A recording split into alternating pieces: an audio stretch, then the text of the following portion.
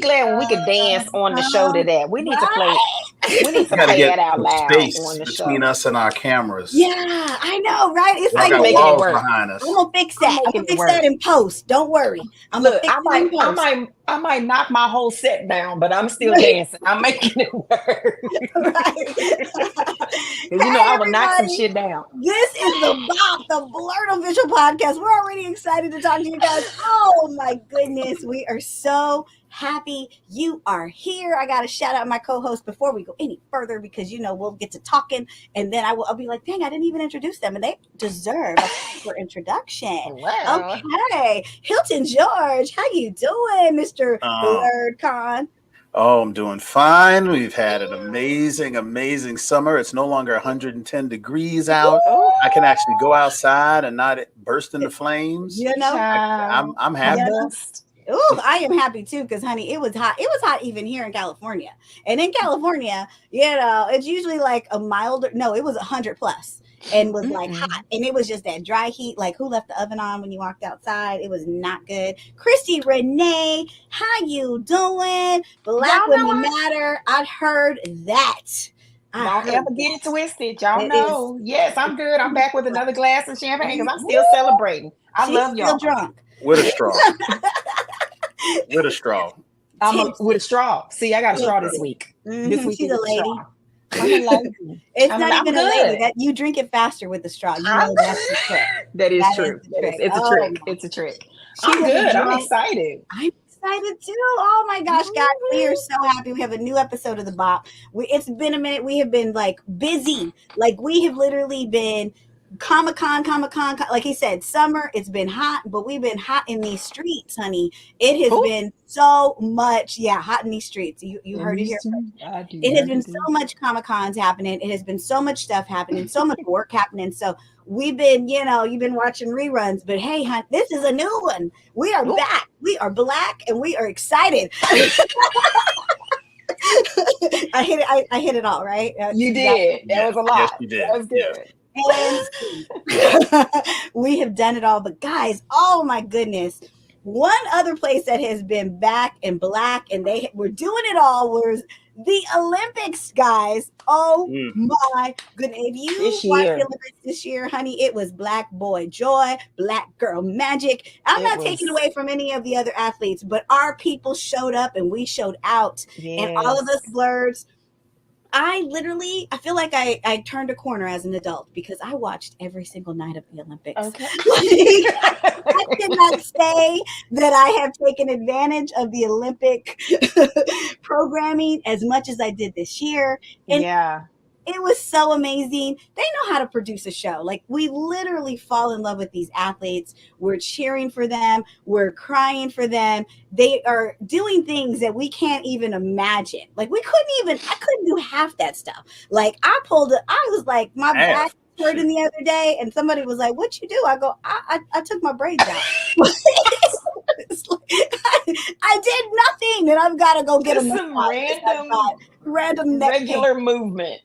I coughed and I got like, so how they do this stuff, I don't know, but it's so freaking cool. What was your favorite stuff, guys? Because I know I was all about everything. Track and field, about gymnastics. I was all about the swimming. I was about stuff that I didn't even know I'd be about. So Hilton, what were your thoughts of the Olympics? Did you have some faves? Were you cheering on, Team USA? Yes, we have this amazing ability to galvanize as a country around the Olympics, and then unity. Be very skeptical and critical of our country the other 3 years, 3.5 years. It's a weird place to be sometimes. We need Olympics every other year because it's like they may need to make it more frequent just to keep our come together more. Yeah. But it's really about us being on the world stage. And there was two things that really stood out to me. Track and field was bananas this year. I mean, it was drama. The brother Noah got had COVID, and he looked like he had been, ever see like one of them characters in one of them fighting games get beat down, and then they kind of have the over scene of them laying on the ground and they kind of going up, he was on the ground like that after bronze. And I was like, what? It wasn't right. You knew someone right. Yeah. He had COVID and he already had an asthma pre-condition. It was what are you doing? Like he literally volunteered his tribute. Like I was like, I'd have to sit out when like he found out he had COVID, but he ran the race anyway. Listen, you talk about extraordinary effort. This brother had COVID and asthma and still ran. And I'd have been like, I need my sub, I need my stage. What's the stage? Somebody to come on through and take my place. Understudy. My understudy. Now's your chance, Clarence. Get up here and make it happen, right? Quincy. Yeah, he's incredible. Amazing. Just watching these guys and girls. I mean, just the speed in which they move. Yeah. Look, once y'all may not know this because some of y'all are under 40, but after you over 40, you don't just take off running no more for no reason. Like you used to do as a little kid, you just take off sprinting. And no, it would be all my nuts and bolts and screws would be all over the ground if you tried to take off running. And we at the age where even if you start shooting, we gonna ask questions first. Like wait. I'm a duck before I run. I'm gonna get low, get behind something before I take off running. Because I ain't gonna put no distance between me and somebody trying to get me. I'm gonna hide. So we're not at the running stage. We're at the hiding stage. Yeah, we gotta negotiate our way out of this hostage situation. But then I'm watching. This new Olympic event, the B-boy breakdancing. Hold on. We got to. Why you gotta take a dark so fast, Hilton? You told me what I watched. I watched it. I said, "Oh my God!" Now, here's the thing. I demand an apology from all my Australian friends. The fact that y'all let that woman you ain't got no Australian friends no more. You I ain't cut them all off. You done deleted all. Sutherland, the Pink Ranger from Australia, and she said, "I'm so sorry." Oh, they don't have friends. Yeah, friends would tell you, no, that's not it. Ooh, that's not what's sad. I'm gonna give y'all a visual, and this will help you digest this because I said this when I was watching. Y'all remember that show? So You Think You Can Dance? Yes. The first 2-3 seasons of that show, it was amateur hour. It was Brother Joe off the street, Craig from Popeyes, everybody who knew how to do some kind of two-step. Nobody with any training.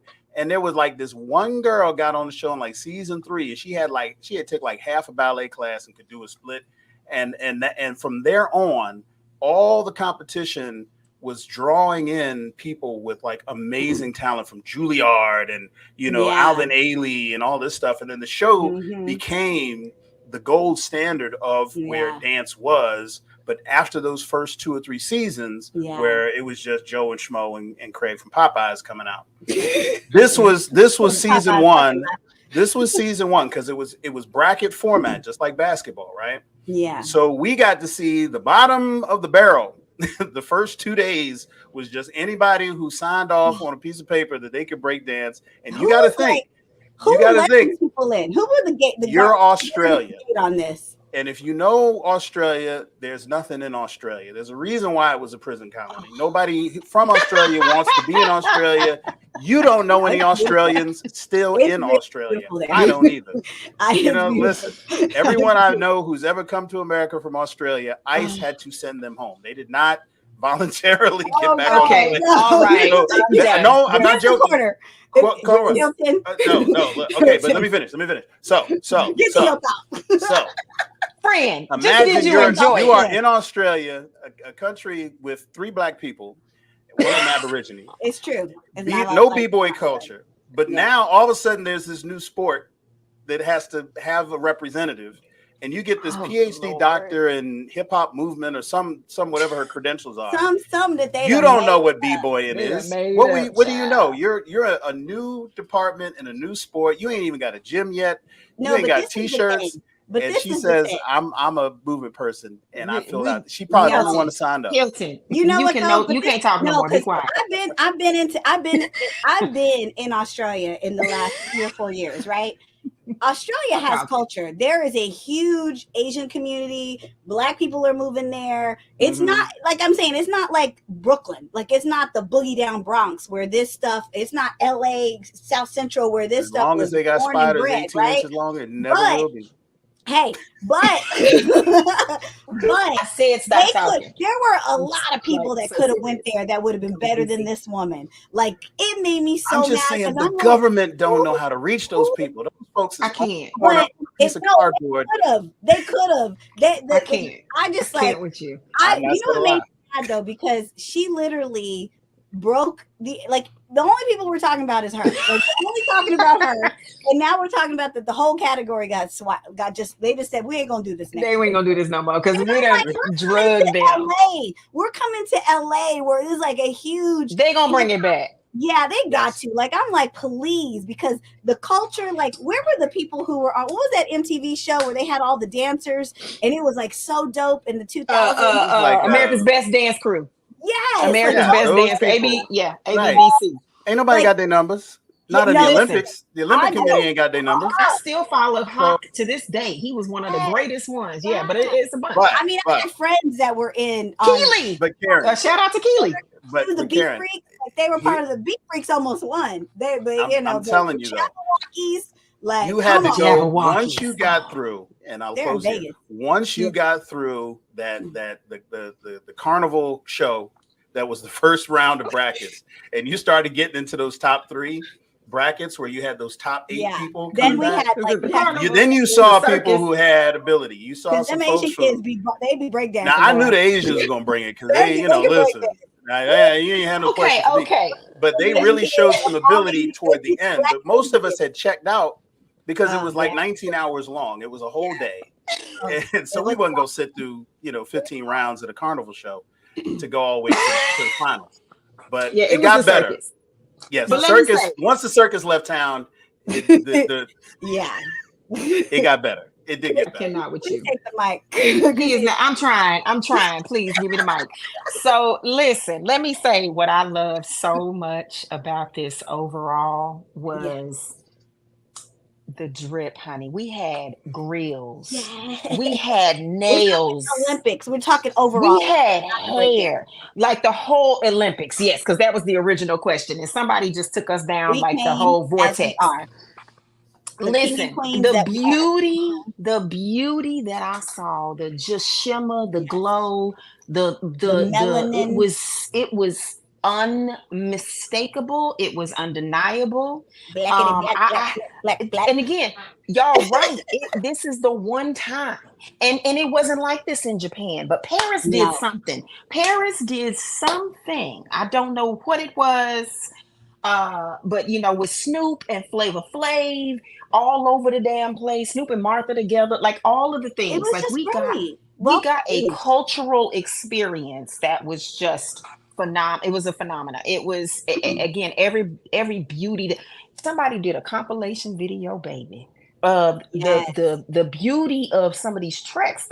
These men and the women and I almost came out my skin. I was like, I don't need to be looking at men like this, and I'm married.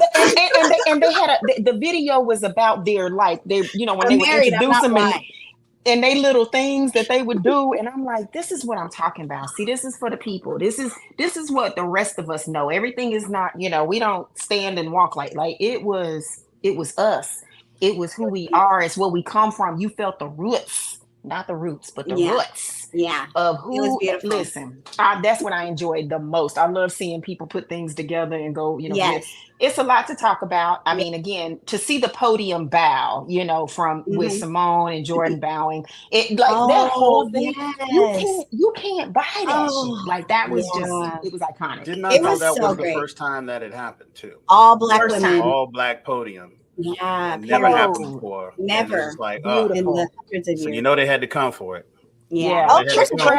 Of course they did. And gymnastics, my favorite. I have to, before we get to that, them coming for our girl, Jordan. Yeah. I got to give it up to Sha'Carri Richardson, who went to Carter High School. My high school. Went to Oak Cliff. She's an Oak. See, Carter they produced a Power Ranger. There we go, y'all. Many NFL, NBA stars. Now we got a track gold medalist. Let her get it out. Yes. Yeah, we gotta let It's not people. Oak Cliff, USA, though. I'm about it. I'm about it. I love it. Dallas, Texas. What? That's we what's were up. in the house. Yes, guys. But getting back to our girl, first time we had an all black podium. Even my white friends are outraged that they are coming for Jordan's medal. Yeah, like, they are She's people fire. are like, what is happening? Because this is the thing. Like, I don't even blame the Romanian people, because I mean, if you got a challenge, then challenge. Like, right? Because this is what sports do. It's always like there's always a controversy every time we have a sports thing, right? But it's like, y'all, they challenged it, y'all accepted the challenge, y'all changed the score, y'all gave them the medals, y'all did all this stuff, and then like a week later, you want to accept another challenge and then say, "Oh, we're going to take her medal away." Like, I'm not aware that Romania put a second challenge out there. I think that the Olympic Committee just came to it on their own, which makes it worse. Well, they challenged it. No, they did. But this is the funny thing. They challenged and said they both deserve medals because you guys. We just giving out shit. But listen to this. They said you guys made the mistake, and this is what we feel the mistake was, right? And so there was one girl who didn't step out of bounds, but they penalized her for stepping out of bounds. But you can look at the tape; she didn't step out of bounds. And if that would have been the case, she honestly would have been she'd have been the third place winner. She ended up being fifth. Then the other girl who was fourth, obviously when they did it, she was fourth. Jordan was like whatever she was.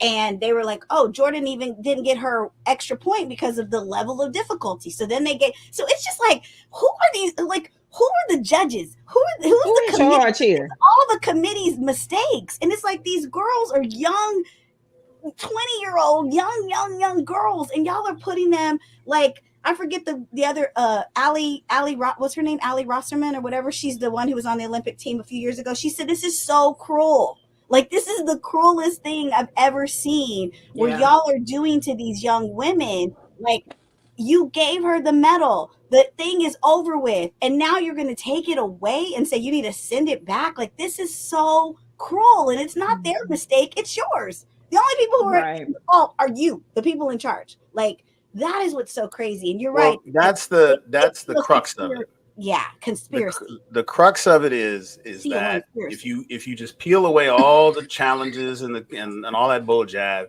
you ask yourself the question: did she do a performance of the level of difficulty that would have given her third place and the bronze medal? Right. The answer is yes. Yes, she did. If a challenge is necessary to do that, did it come in time based on the rules? The answer is yes. Yes. Then there's saying it came in 47 seconds. There's nothing else to talk about. That's it. No, we're done.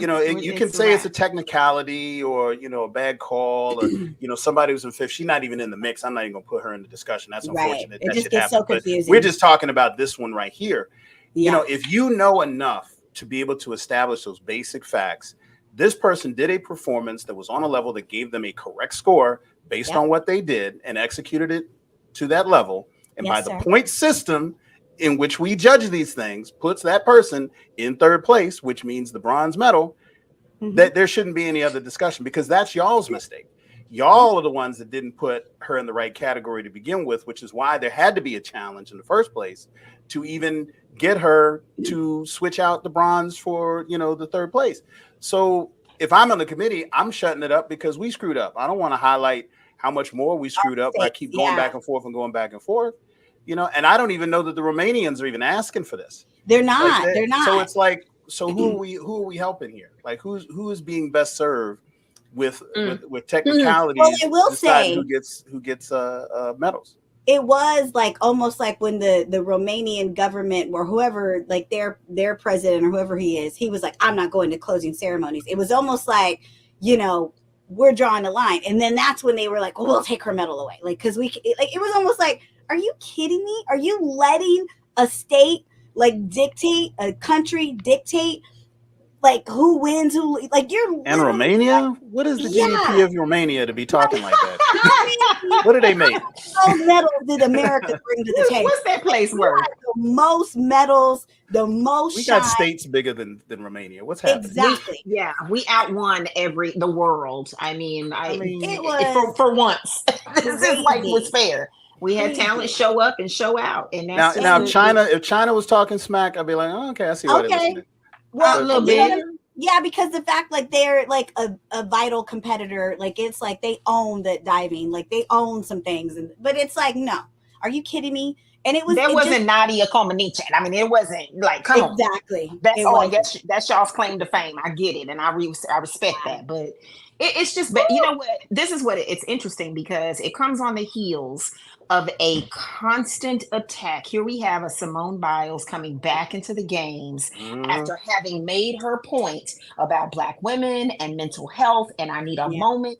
She had a moment with the folks in charge and told them, if this cameraman touch me one more time, we're gonna have an issue. And that's a direct quote. She had it. So there are little nuance, little things that are happening where they're getting, thorns in their sides. And I just feel like when you consider all things considered, this looks like one of those big thorns in somebody's side that it's like we can't just openly outright attack Simone Biles for what she, for the world of gymnastics, for the Olympics, for whatever, but we can get y'all. We'll find a way to get y'all, and other people can suffer for it. And it just feels so incredibly unfair and unjust, but we're not surprised. We had such a great, 2 weeks of Olympics. Like, it was so great, and it ended so great. I mean, freaking Tom Cruise flew in there, got the flag, was like, incredible. Bring it to America, and it was like, we're coming to Hollywood. It's going to be in LA in 4 years, which I'm not looking forward to. I'm going to try to strategically not be here because traffic be out of the place.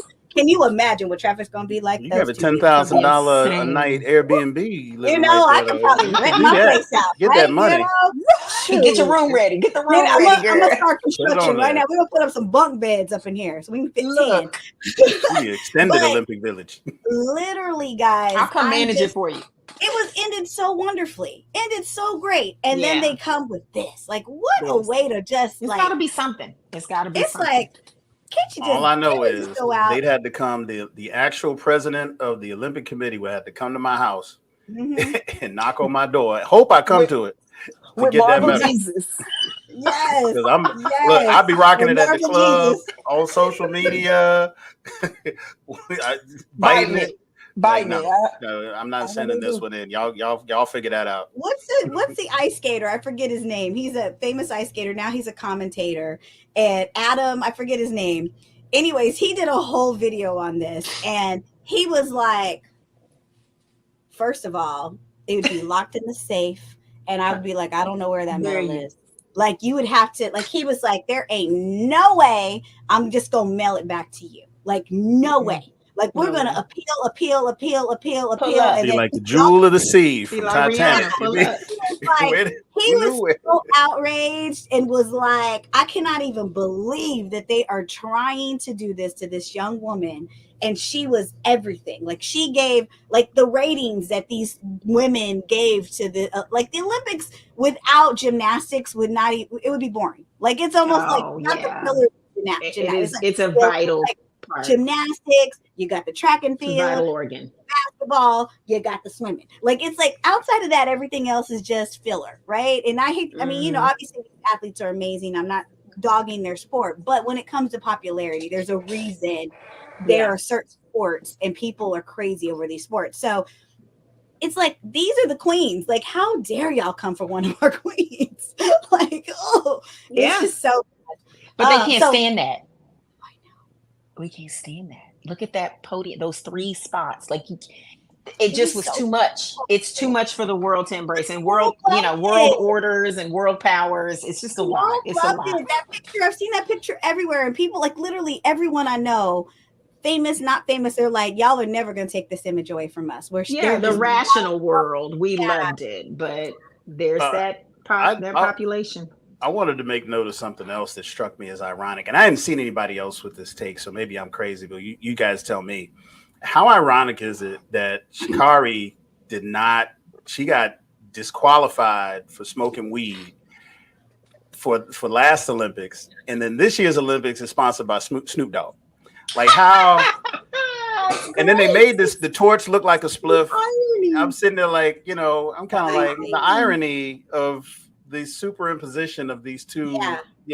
and the sad part is these athletes, their window of opportunity is only so big. Like you took you miss an Olympics, like you go to like maybe 1 or 2, maybe 3. If you go to 3 Olympics, that's like unheard of, and it's like y'all took one away you took one away from her, and it's like, I mean, 4 years, it's a different person, different muscle, it's a lot. And so I was so happy she was able to come and just have a phenomenal moment. And I remember her like and in her glory. Yeah, and talking and like going, like you just realize that this is such a young, sweet girl, and like how dare they do that to her? Like half the people in the world have smoked a joint. Like her mama died. Like y'all gotta give her a pass. Like come on now. And it was just crazy. It was so irrelevant. It wasn't even. It don't even matter what the reasons. You know what I mean? It's not a performance enhancing drug. I've never heard of anybody smoking weed and running faster. They might actually run slower. Like I don't know that gives you some competitive advantage. And you know the new attack. So here's the other thing. This is kind of this is a twist and a darker turn. But there is a huge conversation surrounding these Olympic competitors, and Sha'Carri is on that list, and they are now, because they don't want to give her the props that she deserves and how she takes off and whatever. She's just, she's great at what she does. Now they're accusing her of being transgender. No, and that is such a, yes, they are. Out of town. Are you kidding me? There's a list. There is a list that they are doing, and it is the most. You need to stay off JD Vance's website. You got to get on. You can't be clicking on that clickbait to go to take you to. You can't be talking to me. That JD Vance landing page off Facebook. Listen, but I'm saying that to say again, as I promote, it is the attacks on people like Jordan Childs, and because they tried it with Simone Biles, and she made it where that's impossible. You're not going to be able to do that. Yeah, so she is now you have a next in line who may not be as vocal or verbal or as mature or experienced as a Simone Biles, because she's like their leader. I mean, she's someone that they look up to, and as far as that USA team. And those are the tactics. And it's just unfortunate. And that's the dark side of this whole experience. And it's unfortunate because if they can't just outright make you lose based on merit, this is what they do. They attack the character. They attack the body. They attack these things that are just, again, hold no weight. And it's unfortunate.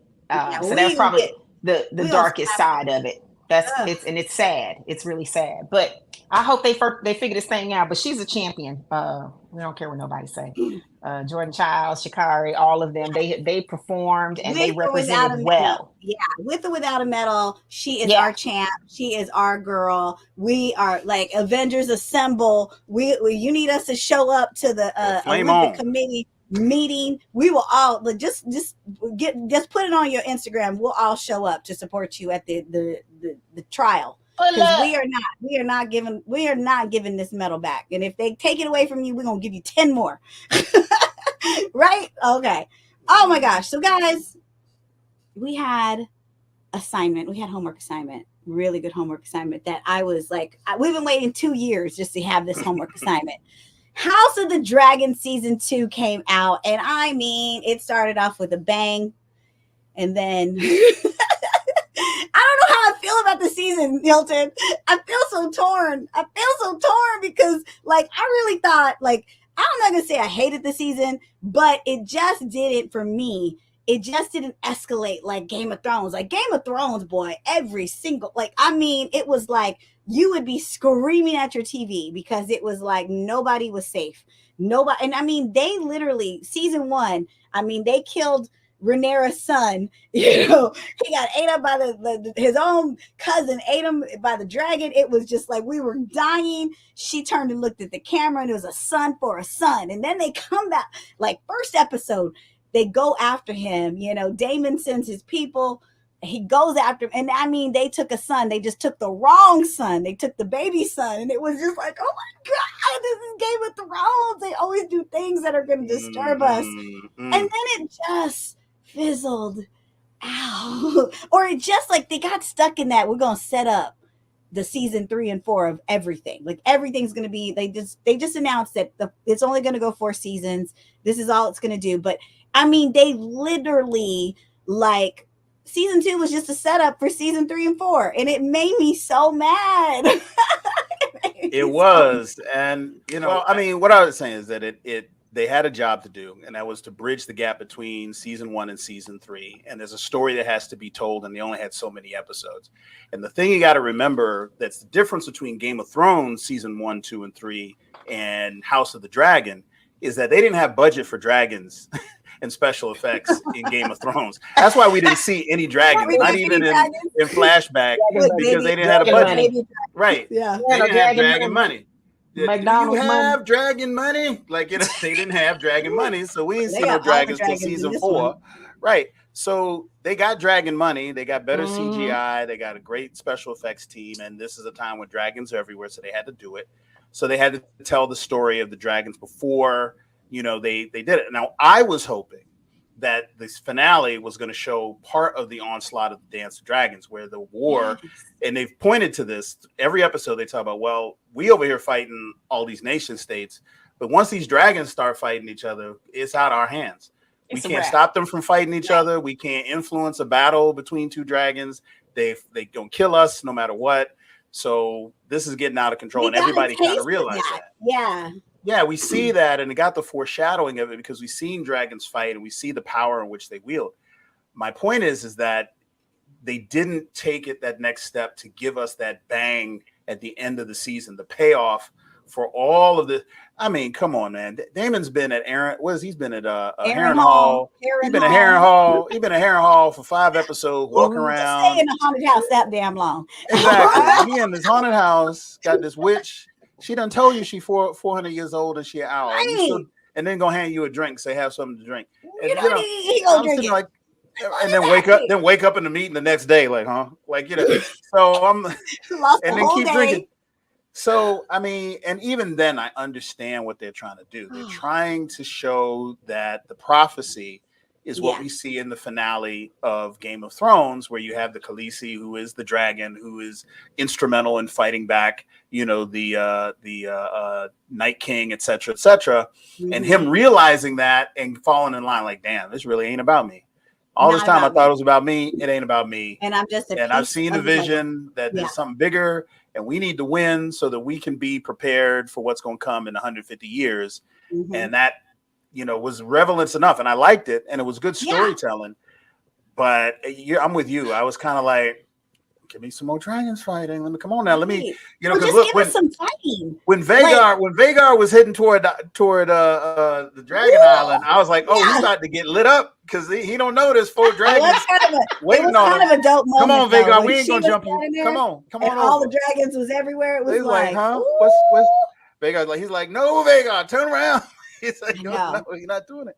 So I'm with you. I think a lot of people felt that way, and I hope that we get a payoff in 2 years for this next season, because this was very good acting and very good storytelling. We just had expectations, excellent acting that were set up for us from season 1 that we didn't quite get in season 2. I think that's the letdown. We were expecting an 11 out of 10, and we got like a 7.5 out of 10. And that's down from what we expected. And the sad part was, there were some good moments. Like when I mentioned the baby, when they went and killed that baby, like I was like, a son for a son. Like I knew they wasn't gonna kill that baby till they killed that baby. Somebody gonna come say that baby. I was like, I know he ain't talking about just killing some random baby. He just behaved, and they were like a son for a son. Yeah, they did a son for a son. And like, that was not the order. Then there was like, then it was like really good moments. Ever. Yeah, when his brother, like when they go, and you know, the king shows up on his dragon, and you're like, what is he doing there? Because his ego and all this, and then his own brother, like, he goes, Vicaris, and you're like, oh, he's about to burn his own brother up, and like was gonna kill. Like, and it was. And he was shocked. Yes. Have you not met your brother? Right. But you know what's so funny? Been living with you your whole life. It's like Aegon was literally Aemon's worst bully. Like Aemon would be like fighting everybody else because he couldn't fight his older brother, but he literally was the worst bully of all bullies. And it was just like, I knew right when he looked at him, I was like, oh, he about to burn his own brother. Like, this is the Game of Thrones I like. So we Cain and Abel. They Cain and Abel, child. Yeah. So it was like literally we got hints of that, but it was just like when you have 8 episodes and you only get a little here, a little there, it was just like, I mean, because Game of Thrones, like you said, we had no dragons and we got it all. Like, wasn't nobody safe. It was like, but that was what made the movies, made the show so great. That's why we watched it for 10 years. Like, it was crazy. Christy. Let me say this. I'm going to give some BTS real quickly, because when Karen and I were in, where were we? Whatever city we were in. I don't know if it was somewhere in Jersey or if we were already in Raleigh, and we were watching this. And it is the talking. She does this talking thing at the screens, and y'all need to understand. It is this fool right here. It just talks so much smack to the TV, and so watching it with that energy is hysterical. So when the scene, I don't know which episode this was. You all can tell me the details. But when they went before the dragon to see if whoever was going to be the dragon rider. Oh, that was a good episode though. I mean, that was crazy. Yeah, it was crazy. And there's no way in the world I would have showed up for that. Ever. That Mega Millions bullshit. It was the worst Powerball loss ever. Like, you just did not. Nobody got the scratch off. Nobody got none of the numbers. Like, nobody hit the Powerball. You didn't even have the right paper. You didn't do the paper right. Oh, man. Can you imagine? You were like, but just imagine you're living like dirt poor. Like, just like you ain't, they only giving you like a piece of fish a week, and everybody fighting for a crumb of bread, and then you find out I could claim a dragon. They're opening it up for all of us, and you like, I got this white hair, and I know my great grandma. She told me I was a first descendant cousin. Ain't nobody else in my neighborhood got white hair, but I got it. I'm gonna go because if I claim this dragon, my whole life changes. Yeah. And then you show up and it's like 80 other people. You like, hold up. Where y'all come from? There's only 2 dragons. Like, what? There's competition? Like, I would have walked out right there. Sister Renee marched all of them out there at the same time. Listen. she called the dragon and said, all right now. You better pick this. Look, like a mama when she take a black child shopping. And look, this is all you getting. This is it. We got $200 in the bin. You get one of the toys out the bin, not the shelf. Yeah, you get the Burger King out the discount bin. Don't you not the discount bin. Don't you hit him on the nose and walked out, and he looked and he said, "All right, the car is it lit." Everybody, I said, "Oh, everybody was jumping off the cliff." It was like the flame. She couldn't even walk away good. It was already getting red. It was like, "Oh, girl, get up out of there! Get up out of there!" I said, "This motherfucker let these people go up here and get burnt up." I said, "Lord, I enjoyed that because I didn't like the idea of just anybody with a certain genetic code being able to ride a dragon. I didn't think that was very compelling. I do like the idea that dragons can pick who the fuck they want to ride. Yes. And I like that. It's interesting. And it was deep. It was actually so deep because if you think about it. And the dragons are intelligent.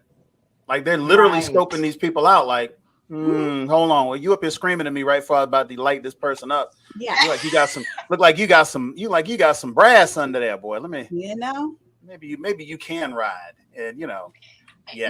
What's funny is I of course I will always admit this. I never watched Game of Thrones. I know what it is. I am well aware, obviously. And when I first started watching House of Dragons, I so thoroughly enjoyed it. I was mad. I still tell Karen about this now. I'm like so mad that they got rid of the young girl actress, and when they switched over, like, I wasn't ready. But the woman, I get it. I get the math behind it.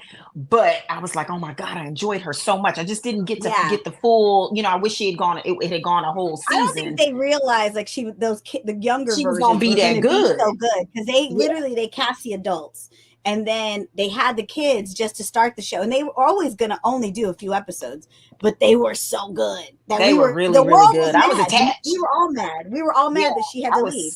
But they have carried on watching season 2. Like it's really good, and I get it. You know, usually it's like there's always a lull before. It seems like they're in that season 2 lull. But they're still progressing. Though. Right.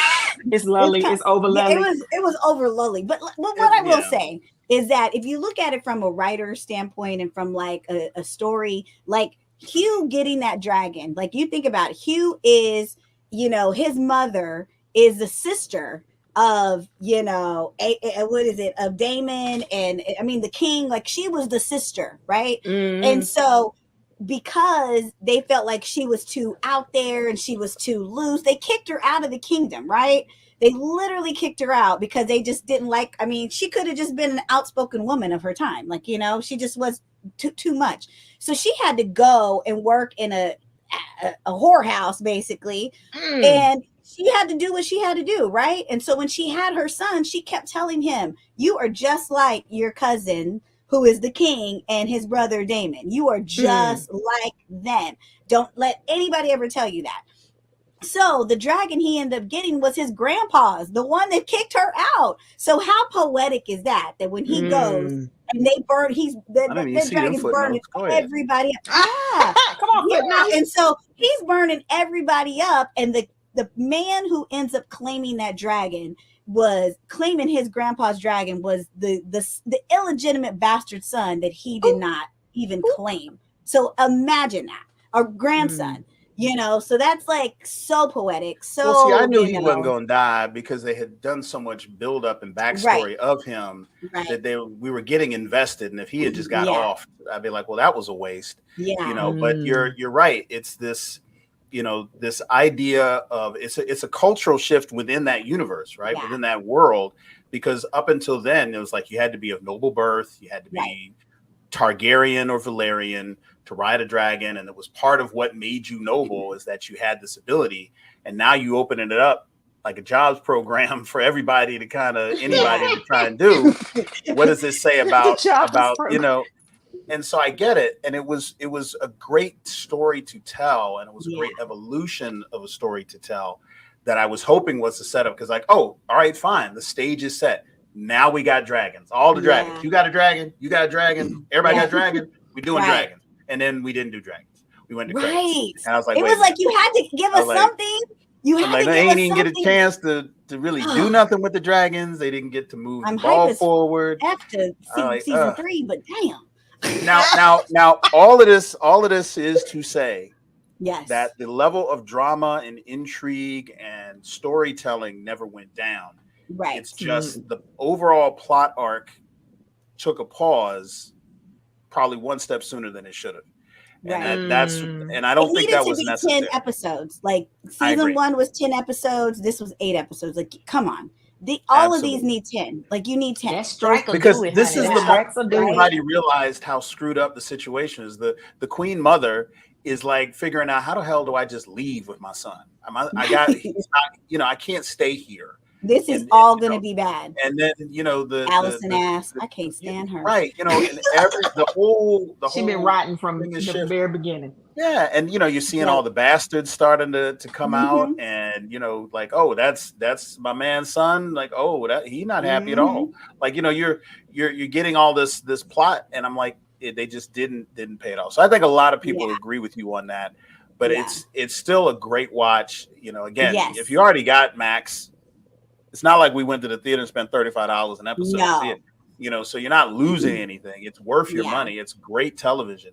It's just now we got to wait 2 years for them to come pick up the story and figure out what the hell is next. So and you know what though, I will say I loved because like you said, there was this whole story of Corlys, who was like the sea snake, because what they his nickname is because he's such a warrior on the sea. And then you had the princess that never was, his wife. And then at like episode 2 or 3, we're like, oh shoot, he got illegitimate kids. He was on that boat just cheating, right? And then right when we find out that he was cheating and she find out that he was cheating, like she like, oh, there's two boys that look just like, and then she's like, oh, you looking like your daddy. Right. Look at your boy, look like your daddy. Right. And then she goes, I have to go fight. I have to go fight for Rhaenyra. And she ends up dying. And you're just like, oh my gosh. And it's just like, we lose a character. That was one thing I did like. We did lose a character. But because of that, you know, he comes and he starts trying to like bond with these two illegitimate sons who like he has not paid no attention to. But the fact that he lost his other son, he's lost his daughter, and now his wife, now all of a sudden he want to become, you know, go help them and be their friend and like, you know, and then one of the sons, Sea Smoke was like, hey, I want you. And so he's like, oh shoot, they're like rising up, you know, with or without me. It was such a cool moment when finally that one son who he has it out with him and he's like, I don't need your help. Like, do you know what starvation does to a boy? Like, do you know? And here you are walking around with the kids that you claimed and just living a good old life and didn't even look at us. Like it was just, and he goes, the Miss Sophia speech. Yeah. All my life I've had to fight. You know? So like, that's why I say, yeah, it wasn't a 10, like it wasn't a 10 season, but like you said, that 7.5 is real strong. Like there's like I know who I'm rooting for. I know who I'm rooting against. I know that's the setup. You know, I know who I like. I know who I hate. You know? Oh, but man, but I will say the final episode, it did have some good nuggets. Like when you see at the very end, when like everybody, like we thought there was going to be a dragon fight, you see like they had locked up the grandpa, you know, Otto was locked in some like jail. We're like, oh, that's what we didn't know he was in jail. We thought he was chilling somewhere on the island. This brother in a cage. Like, oh shit. Allison is walking with her hood. She's like, oh, we about to die. Like the daughter, the other sister was like, you found out she had that third eye and was like seeing everybody's future and was like, it ain't you gonna die and he gonna live and she gonna live and you can kill me, but it ain't gonna change nothing. Yeah, I love her.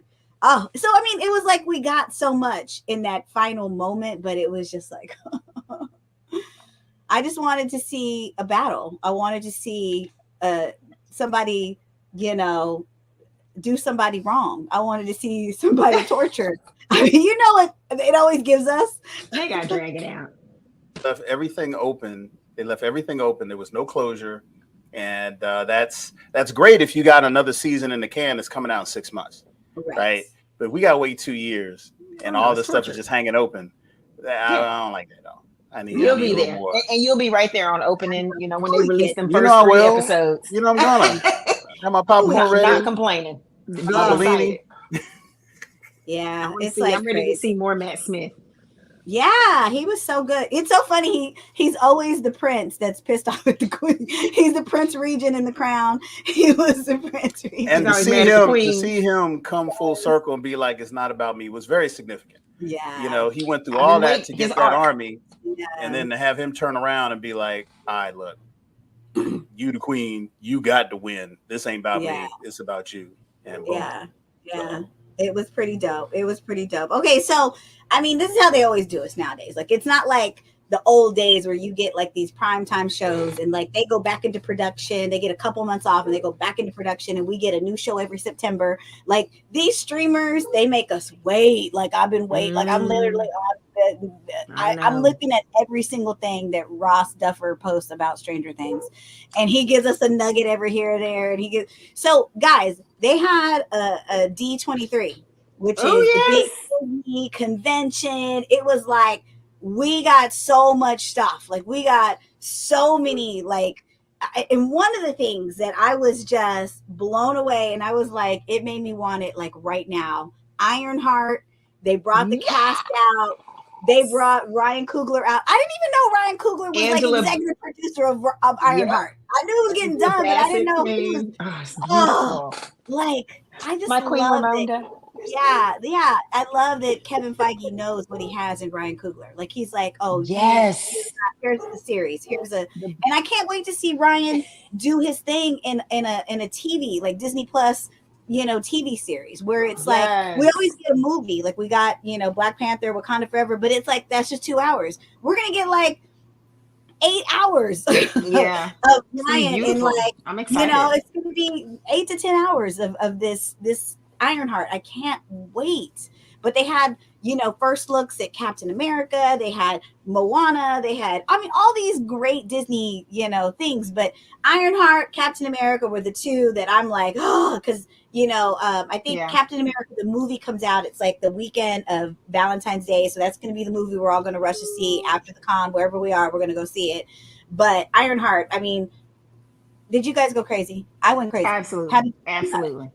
I'm so excited for everything that I saw. The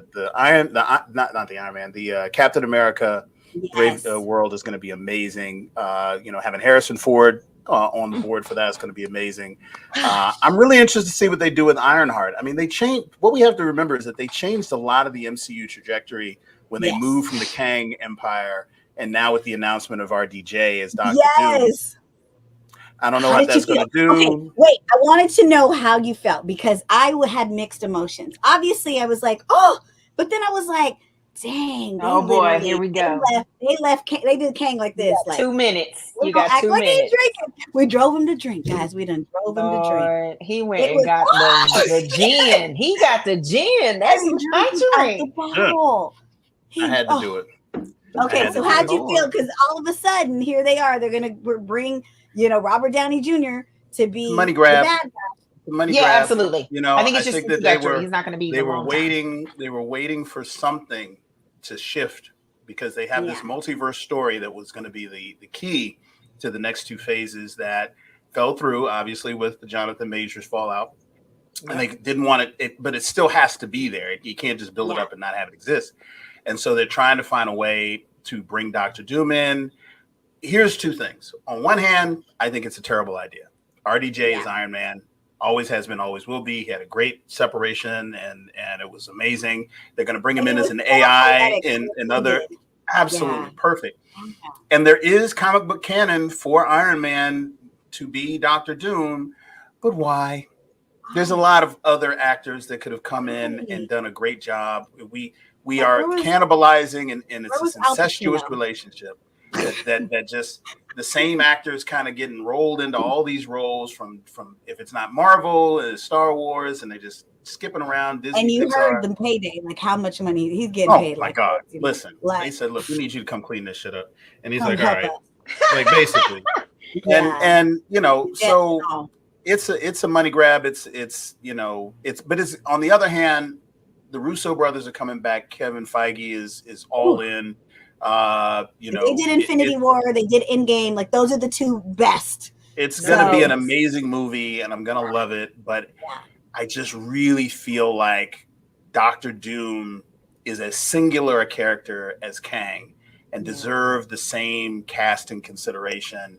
And maybe it's a fake out. Maybe there's some other direction they're gonna go. Or maybe he's just a space to a lead in. But I'm just like, Robert Downey Jr. is 60 years old. This man can't do what he was doing in Iron Man 1. And, no, let's keep it a buck. We're talking about the next two phases. It's another 10 years of movies. Well, he wasn't in that suit running around. It was somebody else. Yes, true. But Victor Von Doom is a character, and Dr. Doom is a character.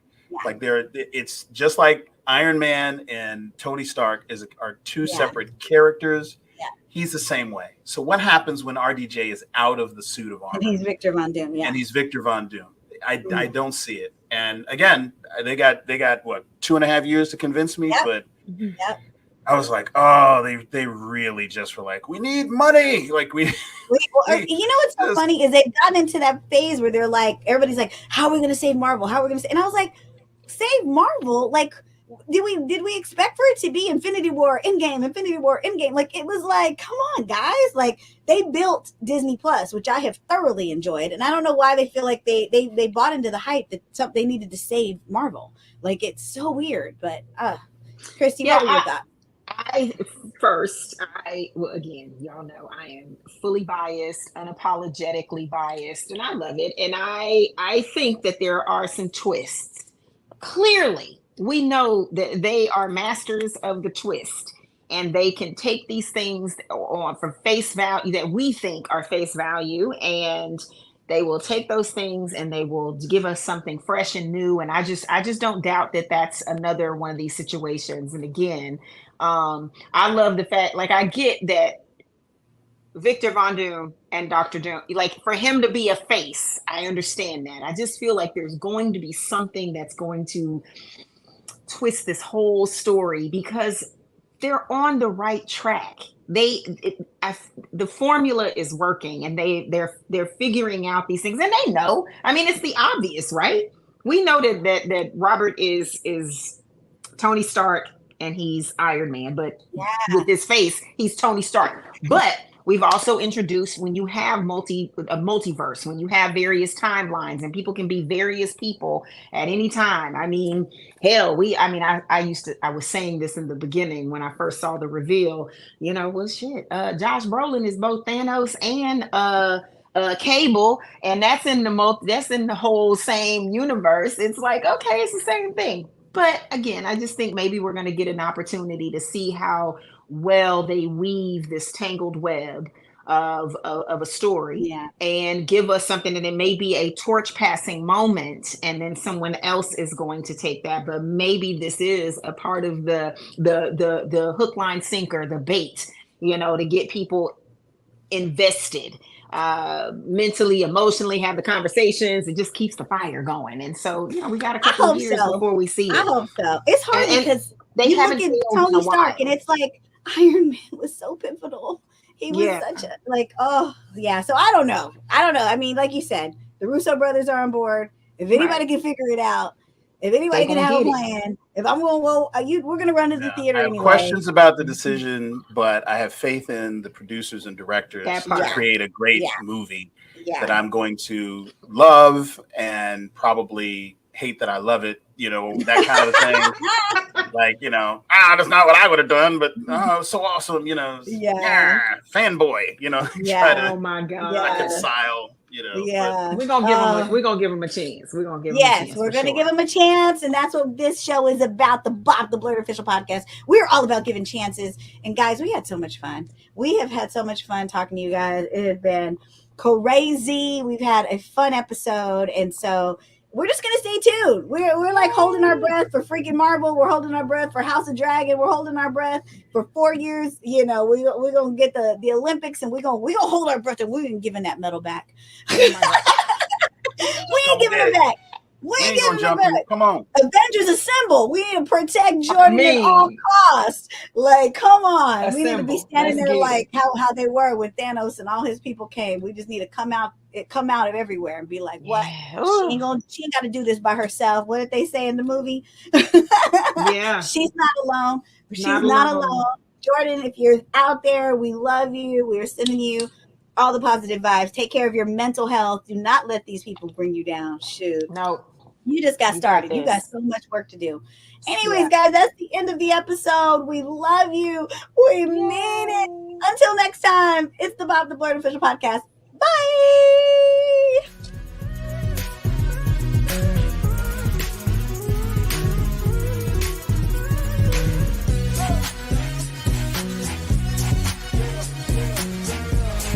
Tune in every Tuesday for a new episode of the BOP, the Blerd official podcast.